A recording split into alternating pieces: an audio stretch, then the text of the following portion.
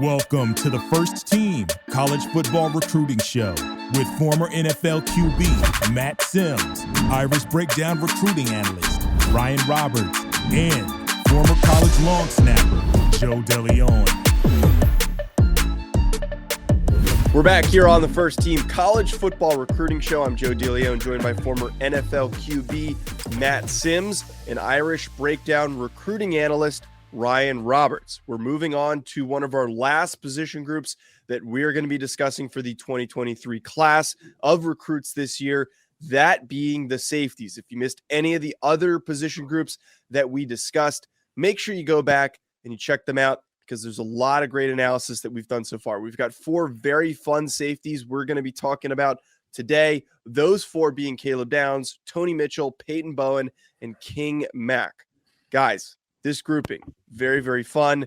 Ryan even said beforehand that this is a very talented overall safety class that we've got this year for 2023. As we always do when we start off the show, I love to open things up with talking about the philosophy of what we're looking for with these safeties. It's very different with corners. And one of the things that's kind of notorious, and anyone who checks out the draft show that Ryan and I do together, we talk about a lot how some corners in college are going to translate better to safety in the NFL, maybe because of flexibility, maybe because of size, maybe because of length. Things are different when it comes to recruits. Ryan, I want to kick it to you first here. What do you think some of the things that you look for the top safeties and the guys that you think have a lot of potential at the next level? Well, I mean, if you listen to our cornerback show, one thing that is similar between corners and safeties is I always value guys that can do more, right? I mean, in the NFL today and college football, it's also trickling down. There's so much more too high shells now where you're going to ask safeties to rotate and do a lot of different things. I mean, guys are going to come down, play in the box, play short zone, hook curl, all those good things, play some man-to-man coverage at times as well.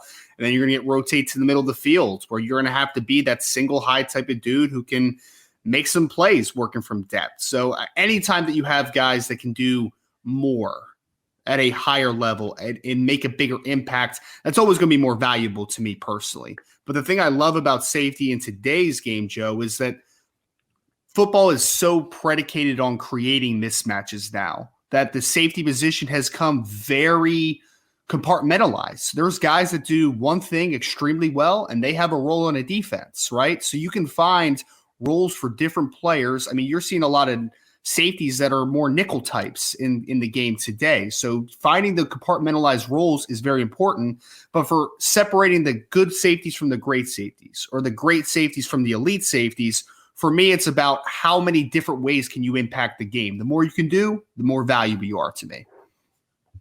Yeah, absolutely. And I think to add to that, really just one of the main things to keep in mind is just the versatility at that position. You know, the ability to play in man coverage against a tight end, against a running back, the ability to play in zone, the ability to communicate too when you're in that back end is highly important, right, for those guys. You know, we talked about the middle linebackers being the quarterback, you know, for the defense. Those safeties have to be the quarterbacks, for that secondary when they're communicating, when there's shifts, when there's motion. So football IQ is definitely a huge important factor at that position, being able to dissect football plays when we talk about guys like Ed Reed and how they played the game.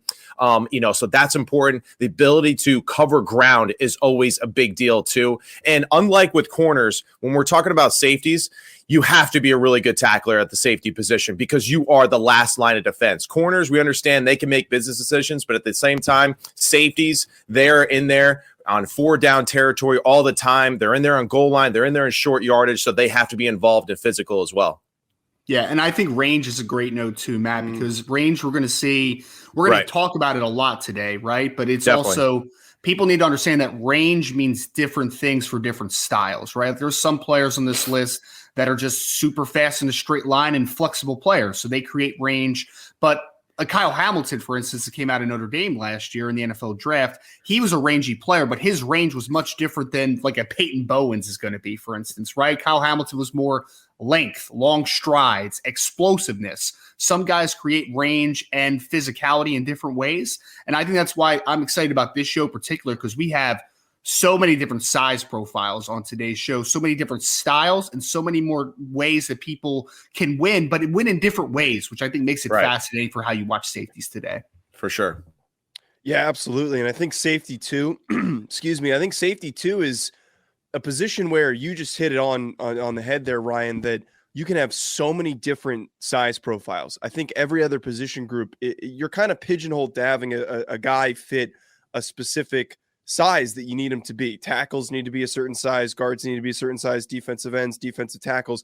But with safeties, you can have a guy who's 6'3" and he might be more of a box player. You can have a guy who's 5'9", which we've got a guy on this list today that's going to be a little bit more rangy. He's going to be playing more in space. He might be covering guys near the line of scrimmage. So many different usages for these safeties, and we're going to be talking about a lot of different guys on today's show. I want to kick it off with our first player, who's the number one safety in the class, Caleb Downs, per 247 Sports. He's that number one guy from Mill Creek in Hodgson, Georgia, 6 foot, 195, currently committed to Alabama. I know that is a shocker that a top safety is committed to Alabama, 5-star recruit. Couple fun tidbits on him. He's got a lineage of NFL and connections to the college game, as well as his dad was a 3rd-round pick as a running back, Gary Downs, out of NC State. And his brother is a top receiver this year in this year's NFL draft, Josh Downs at North Carolina. Yeah, if you haven't watched Josh Downs, you're missing out because he is a very talented player. Big reason why Drake May has played so well this year is because of how good he is. But continuing on with Downs here, 14 picks over 3 seasons. That's a pretty good descriptor of how good of a player he is, how good his instincts are, his ball skills. Matt, I want to kick it to you first for today's show. When you were watching Downs, what are some of the things that you noticed that you really liked? Well, it's something that we've discussed multiple times when we talked about these high-level recruits, a lot of these 4- and 5-star guys, right? He's just a football player, and I think the thing that jumps off to you immediately, right, is just his ability, special teams, punt returner. He played running back. He played receiver. He played a little quarterback, and like that wildcat type of formation stuff. So his versatility and his athleticism is definitely something that is on that upper echelon of just elite status that you're looking for as a football player. So Alabama is getting a guy that has a high football IQ. Absolutely that lineage of, again, like we discussed with many players throughout this, process who have been around a football family.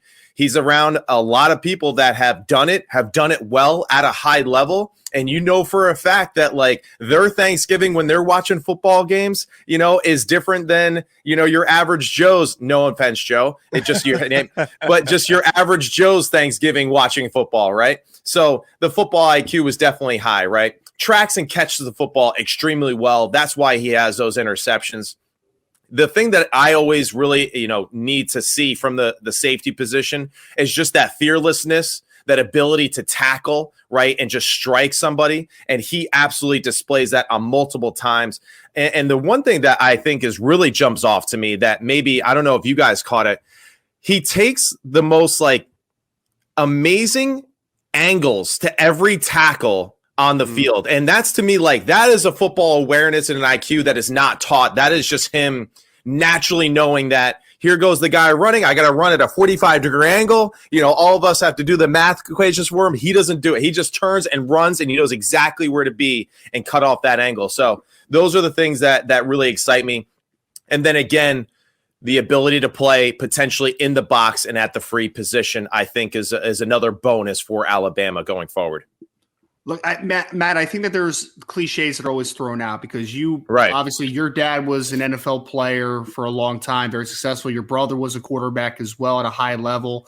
So there's a cliche that gets thrown out, like when you're a part of a football family like that, like, oh, coach's kid, right? He knows what's going on. But that really is what's happening with Caleb Downs when you watch right. it, man. He is, and because I love that you talked about the angles, the pursuit that he takes in space, the just the smoothness that he has getting in and out of his pedal, turning his hips. He is a player that you can tell has been around a lot of football, has been talking to a lot of football guys and understands the game so superbly. And when you add that to the fact that he's also a really good athlete, right? And a really physical athlete. Yeah. There's really no holes in his game that you can look at and say, like, of course he's a high school kid. Things can improve on multiple levels. But when you take a look at a guy, again, in a modern game that wants to play so much too high and ask guys to do so many different things, I look up Caleb Downs and say, hey, you want to play him single high? Good. You want to play him in the box? Fantastic. You want to play him in some man-to-man coverage? Perfect. He can do everything that you need on the football field. And I would argue, Joe, I know we talked about this a ton, right? Safeties has been a slightly devalued position over the last few years, right? But this kid might be pound for pound the best football player in the 2023 recruiting class, in my opinion. I think he's that special, man. There is just no real hole in Caleb Downs. He's got the athleticism that his family obviously has. He's a really smart kid, physical. He can do anything he wants on a football field. And I'm excited to see him at the next level. I mean, Nick Saban getting a kid like this, like what else is new at this point, right? He's that type of football player. But I'm excited about Caleb Downs. I think he is a fantastic player that is going to do tremendous things on the college level. And I think you're absolutely right, Ryan. I think that match of him and Nick Saban with that high football IQ, the education aspect of it going forward with Saban, with that defense, and to Alabama, just with the changing of the way the SEC is being played now, that there probably is another refocus of like, all right, we need to batten down the hatches on the defensive side of the football again, like how we won all of our games that made us who we are to this point. They kind of fell in love with we'll just score more than everybody. Now I feel like it's going to be kind of reverting back to getting more guys like Caleb Downs, getting more guys like that Fitzpatrick type of safety in that secondary that does a little bit of everything and makes game-changing plays for their program. Right. That's a really good point. And where I wanted to take this next is that I joked at the beginning of talking about Downs that like, oh, shocking that the top recruit that plays safety is going to Alabama. And I think currently this class, Jordan Battle is a fantastic player. I think back to guys like Xavier McKinney, Landon Collins. We could sit here and list as many safeties as we can that are top players in the NFL. And most of them came from Alabama because of that lineage. And it comes from the fact that Nick Saban is a former DB coach. We know how much he values that position. And I would argue having a good safety, even though it's been devalued, having good safeties is a really underrated key to having good defenses, especially in college, because there's a lot of guys that do lack those instincts that Downs does bring to the table. So on that note, Matt, you kind of talked about this, but like Ryan, I want to get your thoughts as well. Like, how do we think he could be utilized for Alabama, knowing the way that some of these guys very differently have been used over the past couple of years before they headed to the NFL? Well, I think the rare thing about Caleb Downs is I don't think that there's a absolute answer to that, right, Joe? Like I said, I think that he can be used in a multitude of ways, but I think the impacts more than anything that a Caleb Downs can have is that in order for a team to be aggressive up front and be more aggressive in just in the front seven of a defense, that usually is a big indicator of how good you are in the secondary, right? Because you have guys that can make up for mistakes and allow defense to be a little bit more aggressive. And I think that Caleb Downs could be a eraser of mistakes on the next level. He could be a guy that, the corner didn't carry, whatever coverage that you're doing correctly. And here he is making a rangy play over top. Or there's a player that missed the gap in the run game, and here he comes playing inside out and making a huge play in the run game. Like, this kid is a guy that I think makes everyone around him better, looser, more aggressive. So I think that he is the ultimate eraser as far as guys that make mistakes. He can make up for a lot of negative plays in front of him, in my opinion. I totally agree. And I think it's a note that I have here on the side. I wrote it in really chicken scratch, just because of all the notes I was taking for him. But, he actually probably is the best overall tackler that we've seen through this process that we've done here in 11 weeks, and wow. We've covered a lot of really good football players, but, the angles and the pursuits of tackling was, it's unmatched, the football IQ there with that. And then just the technique and ability that he had, I thought was absolutely just elite that way. So, I think Ryan is absolutely correct with that position, with Nick Saban and how he sees that position and its importance, for them to be successful in that conference, and his ability to be just multifaceted within their program. And again, special teams, Joe. I mean, it really is like he's one of those guys too. Like he is a big piece to a special teams punt return, kickoff return, as a returner, it's just like that is a very valuable piece for any football team going forward. And I know for a fact that family is thinking, we're not just happy to go to a really good college. We're thinking about who is going to be the man that helps my son become a man and go to the NFL. And that's what I think Caleb Downs and his family thought. Nick Saban's the guy to do that. Joe, I know this is going to tug hard at our fandom for Notre Dame, right? And it's a very sad moment. But I think of 2012 in the national championship game where Alabama had Clinton Dix, who had such crazy range on the back end and could just from single high work over top and have it just a crazy interception during that football game. To your question of, what can he be in this defense? He could be that, right? He could be a guy that can make up so much ground and make up for mistakes, guys getting free releases. That's this type of football player. So I'm sorry to bring up a bad memory there, but that's what I was thinking of there. That does hurt my heart. He had to. One of the worst nights of my life was watching that game, and I remember every second of it. There's not a lot of football games I remember that much of. More than any game that I played in, I remember that game more than anything. All right, well, you lived a pretty good life if that was your worst night, man. So you're doing pretty well, Joe. That's a good point. The last thing I just want to talk about with Downs more than anybody before we move on, I think out of anybody in this class, Downs maybe has the best chance to play early. Now it's a little difficult because Alabama has so many talented players, and very rarely does Nick Saban get true freshmen out there on the field. But I just want to pose this question to you guys. How early do we think Downs gets on the field? Like, is this somebody who's ready right now, or is because of those limitations with the roster, it might be a little bit of time before he does? I mean, I'll put it like this. I'll be shocked that he's not a freshman All-American and a starter early on in his Alabama career. You have to think about this situation he's coming into, right, Joe? I mean, they're going to be losing Jordan Battle, DeMarco Helms, and Brian Branch from the safety position, right? So they are going to need some guys to come in and play a lot. And I think, again, this kid's a 5-star player. Mentally, he's already ready to play on the college level, in my opinion. So I would be surprised. I mean, I wouldn't be totally shocked. Wouldn't predict it, but I wouldn't be totally shocked if he started game 1 next year for Alabama. And I would be shocked, though, if he was not a freshman All-American next season. He's that good, in my opinion. Woo, bold prediction there, Cotton, but I do like it, and I do see why you have that opinion. And, listen, he's a really good football player. He's going to get his opportunities his freshman year, whether it's a significant amount of snaps or if he's one of those guys that gets, mixed in there on nickel and dime packages, maybe plays the nickel position in certain zone coverages that they do, because of his ability to play the position well and to play space well. So, Caleb Downs, I think, definitely will make some sort of an impact for the Crimson Tide. All right, guys, let's move on to our next player. And I know that we just sat here and talked so much about Alabama. And, we've got another Alabama safety that we're talking about next. We're going to talk a lot more about how these guys are developed as we discuss Tony Mitchell, the number 3 safety per 247 Sports from Thompson High School in Alabaster, Alabama. 6'2", 180, very different size profile than Downs. And again, we'll discuss his usage in that Alabama defense in a second. 5-star recruit. Originally, here's a fun little tidbit. Very rare that guys are committed before high school, but when he was in 8th grade, he was committed to Tennessee. He's now committed to Alabama. Very large frame for a safety. What a traitor.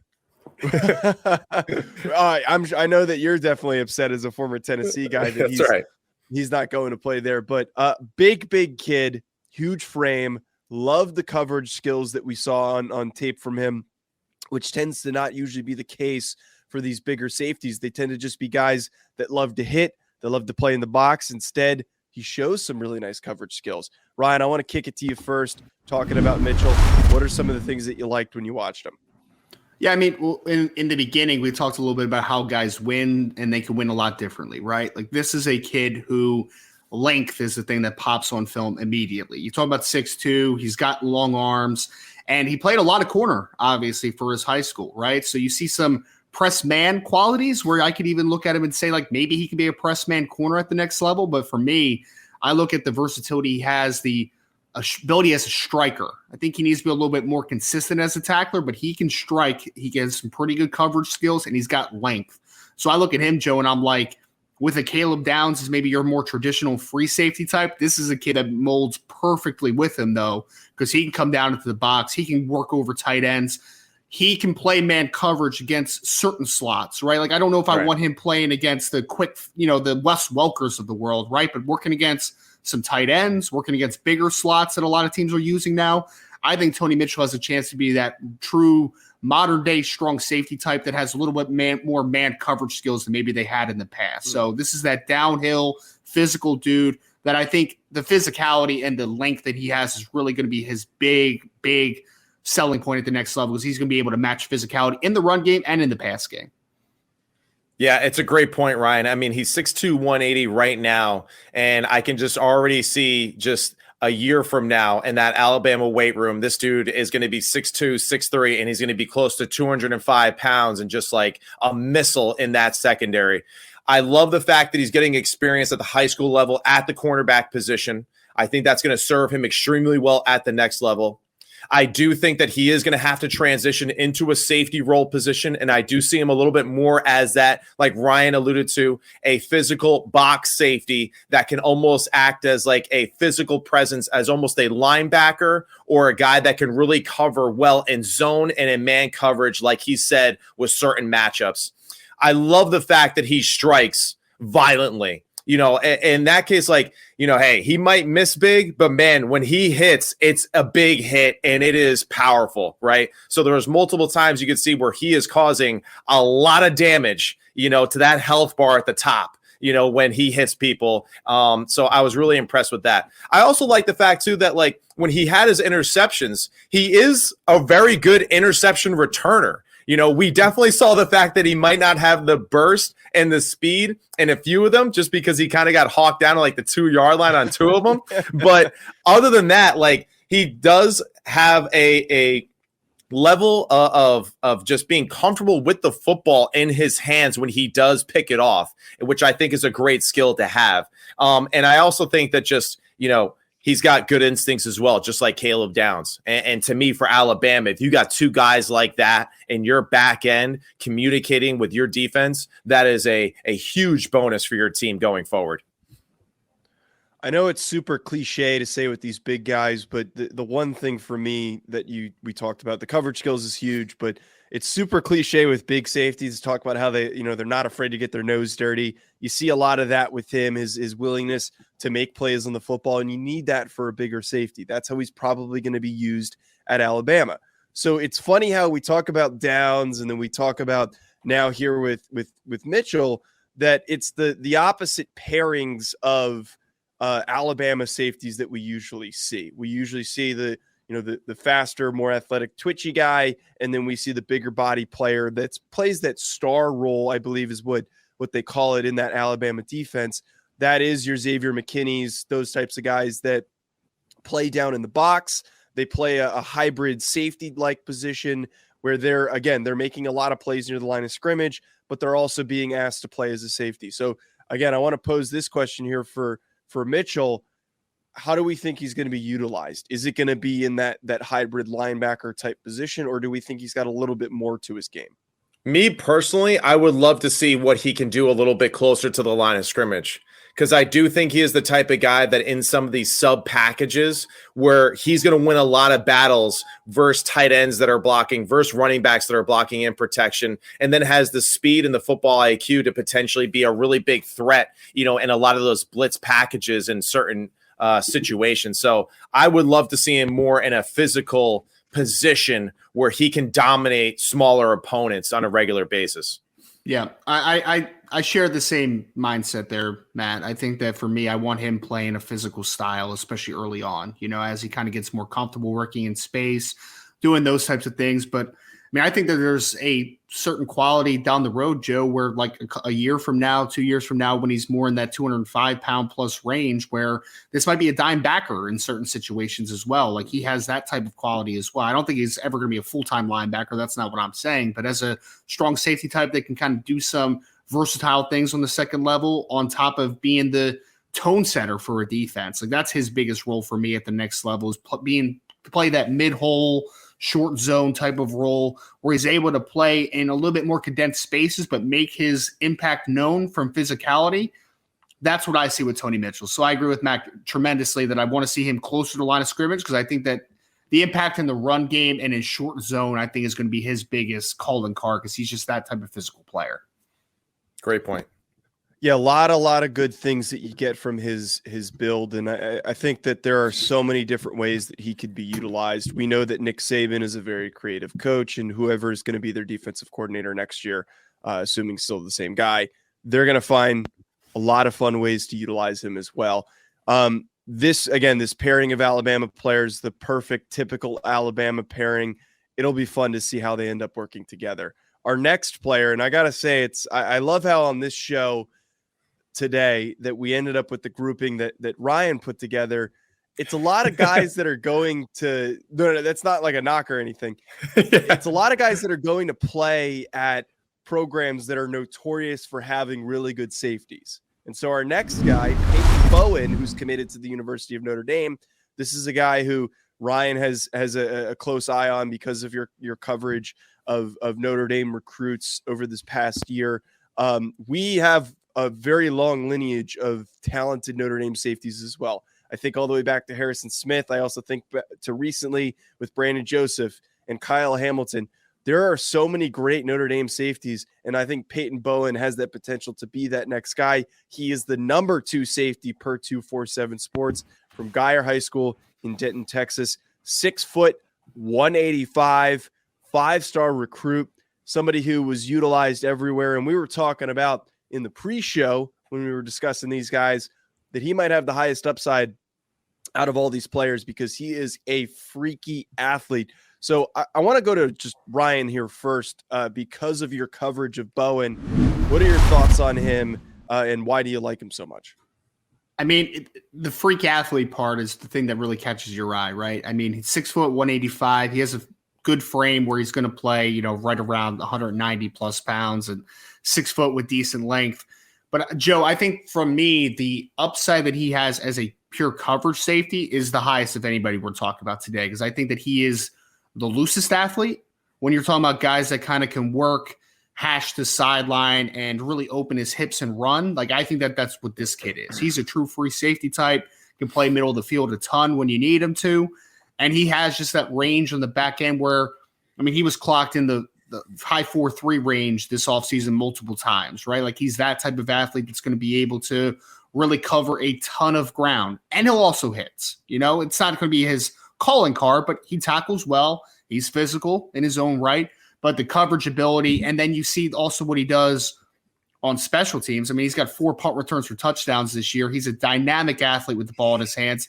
Also plays wide receiver when Denton Geyer chooses to use him that way, right? And it's something, too, where he's putting up this production on a undefeated football team, playing in the 6A classification in the state of Texas. He's playing against a lot of great football teams at the highest competition level in the country, and he's making it look relatively easy at times. And that's the thing that really pops off to me, especially off of his junior film. Senior film's been a little bit different because he's a little more attention to detail.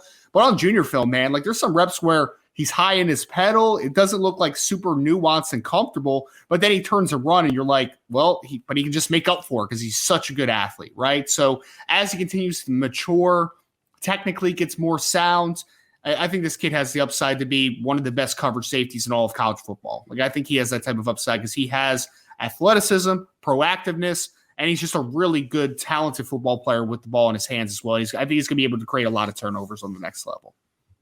Ryan, I think you nailed it on the head with all those points. And of course he's going to be the best one because he's going to Notre Dame, but no, I'm just kidding, man. I mean, Notre Dame, they found and they landed a fantastic football player. I mean, the first thing that jumps off to me is just every time the kid has the football in his hands, it's going to the house. It really is. Like, the guy is just a great football player and knows how to make people miss, and he knows how to score and get the ball into the end zone, whether he's on defense or on offense, as a kick returner, as a punt returner. So I love that again. And that's again for you, Joe, right? I mean, love to the special teams. Again, just the versatility on all three phases of the game is just amazing.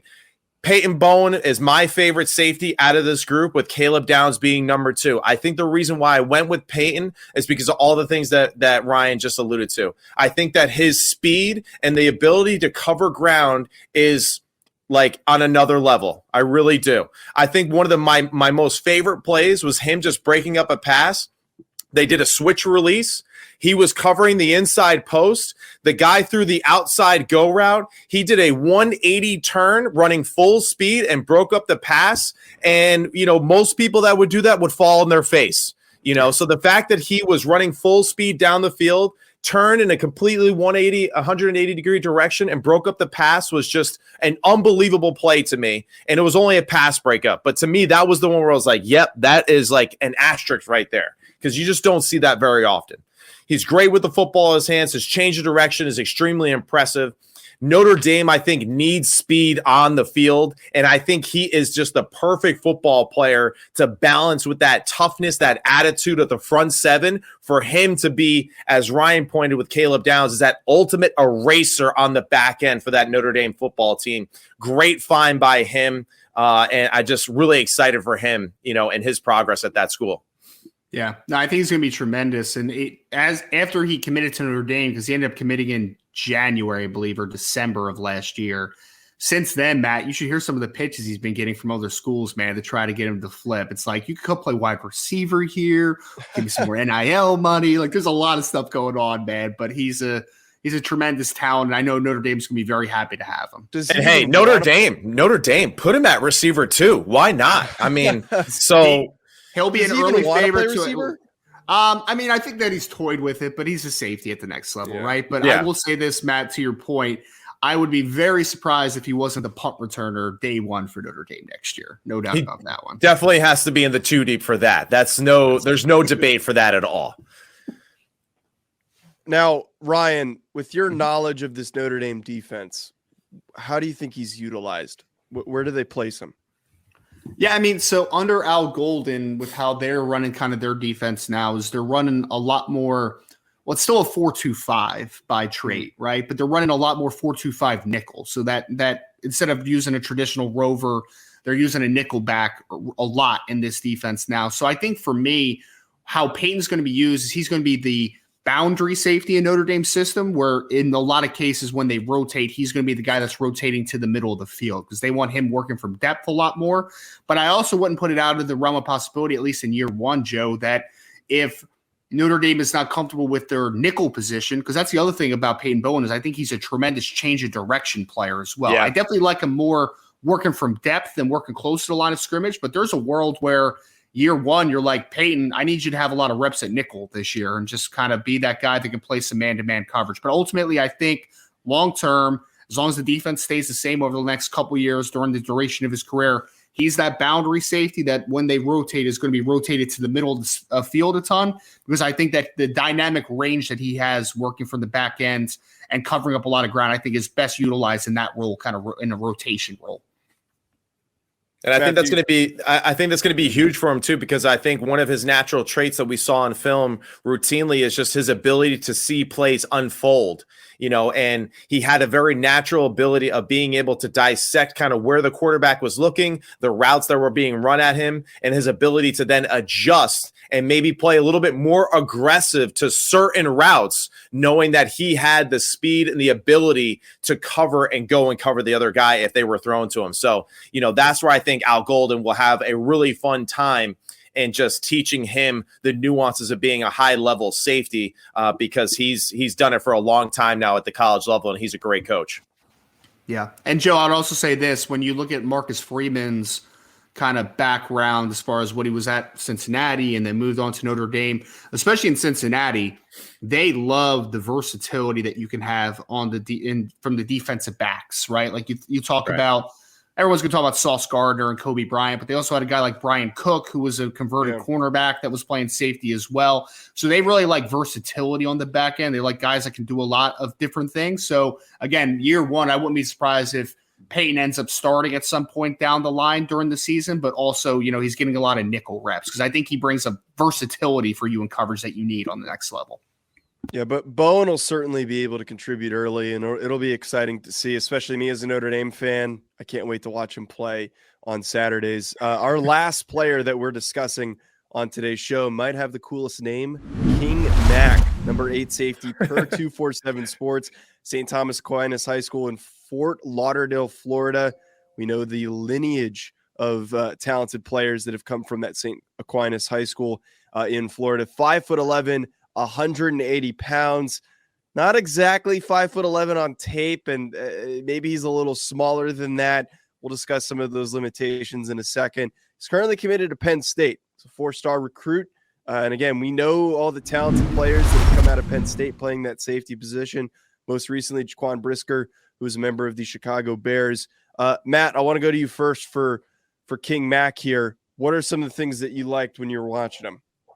I think that he's got great speed. I think he's a true center fielder at the safety position. I do not see him, like a Caleb Downs, right, or a Mitchell where he is close or into the box and playing a little bit more of that physical position at the safety, right? I see him as just a solid football tackler, right? I think he does a great job of tackling with good fundamentals. He's a really good, gritty football player. I think that's the one thing that really jumped off to me. You could just tell that he has that attitude that you need on the back end. He plays tough. He plays gritty. He's got a little, stank to him that way. And you could see that he kind of has that energy that really kind of ignites the entire secondary and defense when he's around the football. He's got solid hands. I would say that for me, definitely needs to improve slightly with just his natural catching ability, right? With the other 3 gentlemen, we see them have a little bit more just a little bit more just natural ability to catch the football in the air, to strike the football, to go up and get it. So I think King Mack needs to improve upon that just a little bit, because I do see him as a true center fielder. Again, I know he's undersized, but hey, man, it's as the old cliche says, right? It's just it's not the size of the dog in the fight. It's the size of the fight in the dog, and this guy is that type of dude. He's got a lot of fight. He's got a lot of grit. And I think Penn State is getting a really good football player that just kind of embodies everything that they want to be in the Big Ten. I don't think that you can have a name King Mack and not have a little swagger to you, right? You need that part of your game. And he also needs that part of his game because he's not the biggest guy in the world, right? He's a little bit undersized. But I love this kid's film, man. I do. Because, Matt, I agree with you. He's where the game has kind of gone a little bit when you think about the Quandre Diggses of the world, the Antoine Winfields of the world, a little bit of the shorter safeties that are rangy, athletic players in the back end that can also cover a lot of ground, because not only are they really good instinctual players, but they also have that good athleticism, and they're springy athletes, they're explosive athletes. And that's what I see with King Mack. I mean, he plays at obviously a great school at St. Thomas Aquinas, coming up all the way north to play at Penn State. I think that the thing that really stands out, though, is that, yes, he's a good athlete. Yes, he covers a lot of ground. Yes, his ball skills are pretty solid, and I agree that they, could use some improving. There's no doubt about that. This kid's a ball hawk, without a question, but the physicality and the competitiveness that he plays with at his size, because, he's listed at 5'11". I hate to break it out there to people, and I'm sorry, King, if you're trying to keep it a secret, but you're not 5'11", right? You're not, and it's fine. You don't have to be today. You don't have to be. All I know is you are a physical football player. I think Matt used the word stank, right? He's got a little stank to him. He's a dog, man. I mean, let's use all the cliches. This kid is just a really tough, gritty kid who has good athleticism, comes in a small package, but he brings so much swagger, so much physicality to the field. I mean, it's impossible, I think, to watch his film and not fall in love with it a little bit. And to your point that you made, Ryan, earlier about Tony Mitchell being a guy that you don't see covering, faster slot type of receivers. This is where I see a player like King Mack being able to integrate himself into a defense really quickly at the nickel position, being able to change direction in zone or to cover a smaller, quicker guy in man coverage. So that's where, to me, his versatility is more on the speed aspect of it, and maybe being a little bit more aggressive in a man coverage situation in nickel, and then being a great center fielder for Penn State. Well, and I think that Penn State has had these types of guys. I know people think about the Jaquan Briskers of the world, but I think about Lamont Wade, who they had a couple years ago, who was 5'9", 185 pounds, and he played a lot of nickel. He played a lot from depth.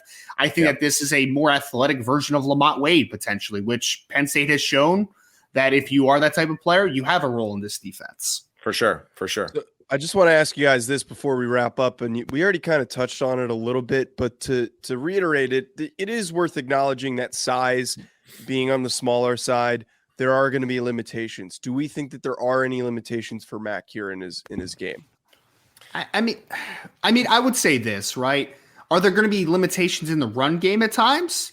Yes. I mean, you don't want him to be a traditional guy that's going to fit all the time inside and take on a 220-pound running back often. But I think as a guy that's running the alley, it's not going to be an issue. As a guy that's working in the nickel, it's not going to be an issue because he shows the propensity to be physical, right, Joe? He has physicality to him. He's not afraid to throw his weight around. Are there going to be some situations where, hey, 5'9", 190 pounds, King Mack are not going to be a great combination against a 220 pounds running back for Ohio State or Braylon Allen that plays at Wisconsin? Sure.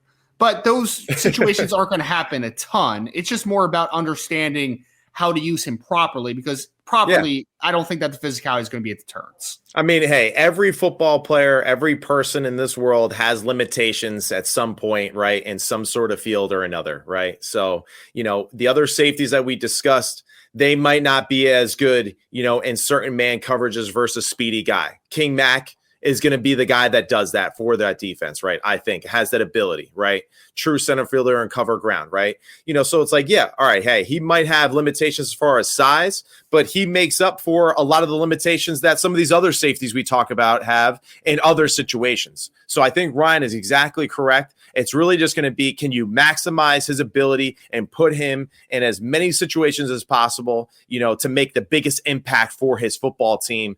His size really doesn't mean, shiitake mushrooms at the end of the day, so he's a good football player. And now it's up to Penn State to really just maximize everything they can out of him. And I would say this too, last note, Joe, is that it also depends on how he develops, right? I mean, when you think about Antoine Winfield, when Antoine Winfield was first at Minnesota, you didn't want him doing that type of stuff I was talking about either, right? Because he was a smaller guy. But by the time he was a rookie or a senior at Minnesota and then ends up going to play for the Tampa Bay Buccaneers, he's now 205 pounds and he's dense, right? So he can come down and do a little bit more things in the box. So, I mean, early on, I think that you have to understand there's going to be some limitations in that department, but you never know how a guy's going to develop, obviously. For sure. Very, very exciting group of safeties that we had on today's show. That's going to be it from us at Joe DeLeone, at Sims Complete QB, and at Rise and Draft. Thank you, everyone who tuned in. We've got one more position group that we're going to be getting to next week. Enjoy the rest of your week, everybody.